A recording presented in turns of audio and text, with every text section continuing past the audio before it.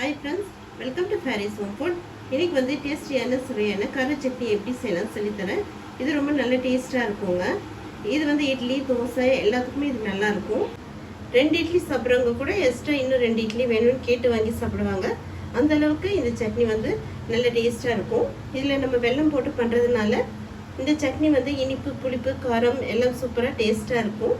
இதை மிஸ் பண்ணாதீங்க. இதே மாதிரி நீங்களும் சமைச்சு பாருங்கள், சூப்பராக இருக்கும். இது எப்படி செய்யலாம் சொல்லித்தரேன். வாங்க வீடியோக்குள்ளே போய் பார்க்கலாம். வீடியோக்குள்ளே போய் பார்க்கறதுக்கு முன்னாடி நம்மளுடைய சேனலில் சப்ஸ்கிரைப் பண்ணாதவங்க சப்ஸ்கிரைப் பண்ணிக்கோங்க. தேங்க்யூ. நான் கார சட்னிக்கு 15 காஞ்ச மிளகாய் எடுத்து வச்சுருக்கேன். ஒரு 1.5 டீஸ்பூன் வெல்லம், சின்ன வெங்காயம் ஒரு 15 சின்ன வெங்காயம், பெரிய பூண்டா ஒரு 10 பூண்டு எடுத்து வச்சுருக்கேன். எடுத்து வச்சுருக்கிற 15 காஞ்ச மிளகாயில் இந்த அளவுக்கு ஒரு லெமன் சைஸில் புளியை வந்து நல்லா பிச்சு போட்டுக்கோங்க. போட்டுட்டு ஒரு 1/2 கிளாஸ் தண்ணி ஊற்றி ஊற போடலாம். நல்லா சுடு தண்ணி போட்டு ஊற வச்சுருங்க. சுடு தண்ணி ஊற்றிட்டு நல்லா இந்த புளியும் மிளகாவும் நல்லா ஒரு 15 மினிட்ஸ் ஊறட்டும். சின்ன வெங்காயமும் பூண்டும் குட்டி குட்டியாக நறுக்கி வச்சுக்கோங்க. சின்ன வெங்காயமும் பூண்டும் குட்டி குட்டியாக நறுக்க டைம் இல்லை அப்படின்னா மிக்ஸி ஜாரில் போட்டுட்டு ஒரே ஒரு பல்ஸ் மோடில் ஒரு வாட்டி ஒரு சுற்று தனியாக எடுத்துக்கலாம். சின்ன வெங்காயம் தனியாக, பூண்டு தனியாக, இந்த மாதிரி குறைன்ட்டு இது பண்ணிக்கலாம். குட்டி குட்டியாக நறுக்கிறது இருந்தாலும் நீங்கள் குட்டி குட்டியாகவும் நறுக்கிக்கலாம், உங்கள் விருப்பம்தான். புளியும் மிளகாவும் நல்லா ஒரு 15 மினிட்ஸ் ஊறியாச்சு. இப்போ வந்து இதை வந்து நம்ம மிக்ஸி ஜாரில் போட்டு அரைச்சிக்கலாம்.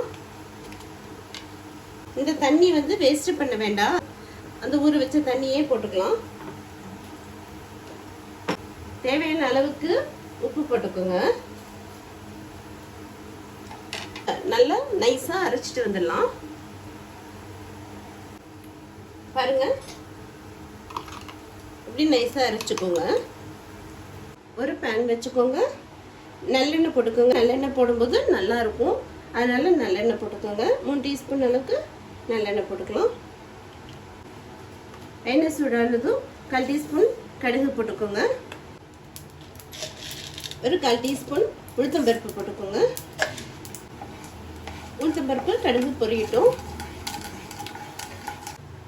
உளுத்தம்பருப்பு கடுகு பொரிஞ்சதும் நம்ம எடுத்து சாப் பண்ணி வச்சுட்டு சின்ன வெங்காயம் போட்டுக்கலாம். பூண்டு ஒரு 10 பல்லு பூண்டு, அதையும் போட்டுக்கலாம். மிளகாவும் புளியும் மட்டும்தான் மிக்சியில் இன்றைக்கி அரைக்கணும். இதை வந்து எண்ணெயில் வதக்கி செய்யும்போது அது டேஸ்ட் வந்து டிஃப்ரெண்ட்டாக இருக்கும். நல்லா வதக்கிக்கோங்க. பாருங்கள், வெங்காயம் பூண்டு நல்லா வதங்கிடுச்சு. அரைச்சி வச்சுருக்கிற மிளகாவை போட்டுடலாம். புளி மிளகா அரைச்சி வச்சுருக்கோங்க, அது போட்டுக்கலாம்.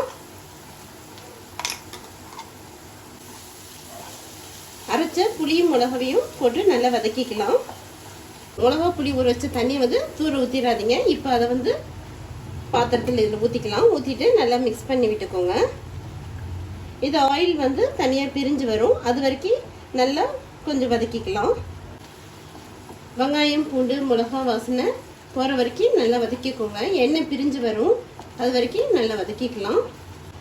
அப்படியே அடுப்பு ஒரு 2 மினிட்ஸ் சிம்மில் வச்சுருங்க. 1 டீஸ்பூன் வெல்லம் போட்டுக்கலாம். புளிப்பு, காரம், இனிப்பு எல்லாம் கரெக்டாக இருக்குங்க வெல்லம் போடும்போது. அப்போ தான் காரம் பேலன்ஸ் பண்ணும். இந்த வெல்லம் சூப்பராக இருக்கும், புளிப்பு, காரம், இனிப்போட டேஸ்ட்டாக இருக்கும். அதனால தான் வெல்லம் போடுறோம். உங்களுக்கு வேணும்னா ஸ்கிப் பண்ணிக்கலாம், ஆனால் வெல்லம் போட்டால் கண்டிப்பாக டேஸ்ட்டாக இருக்கும். எனக்கு உப்பு பத்தலை, நான் உப்பு கொஞ்சம் போட்டுக்கிறேன். நீங்களும் செக் பண்ணிக்கோங்க. உப்பு பத்தலைன்னா உப்பு போட்டுக்கோங்க. பாருங்க, இந்த ஓரம் ஃபுல்லாக எண்ணெய் அப்படியே பிரிஞ்சு வந்திருக்கு. இப்போ வந்து நம்ம ஸ்டவ் வந்து ஆஃப் பண்ணிக்கலாம். இப்போ வாங்க இதை ஒரு பவுலுக்கு மாற்றிக்கலாம். பாருங்கள், சுட சுட இட்லி சட்னி ரெடி ஆயிடுச்சு. ரொம்ப டேஸ்ட்டாக இருக்குங்க. இந்த சட்னி டிஃப்ரெண்ட்டாக இருக்கும். இந்த மாதிரி இட்லி சாப்பிடும்போது எக்ஸ்ட்ரா 2 இட்லி கூட கேட்டு வாங்கி சாப்பிடுவாங்க. அந்த அளவுக்கு இது ரொம்ப நல்ல டேஸ்ட்டாக சுவையாக இருக்கும். இதே மாதிரி நீங்களும் ட்ரை பண்ணி பாருங்கள். ஒரு தடவை இதே மாதிரி சமைச்சிங்கன்னா எப்பவுமே இதே மாதிரி தான் சமைப்பீங்க. இந்த வீடியோ பிடிச்சிருந்ததுன்னா லைக் பண்ணுங்கள், ஷேர் பண்ணுங்கள், சப்ஸ்கிரைப் பண்ணுங்கள். தேங்க்யூ ஃபார் வாட்சிங். பாய்.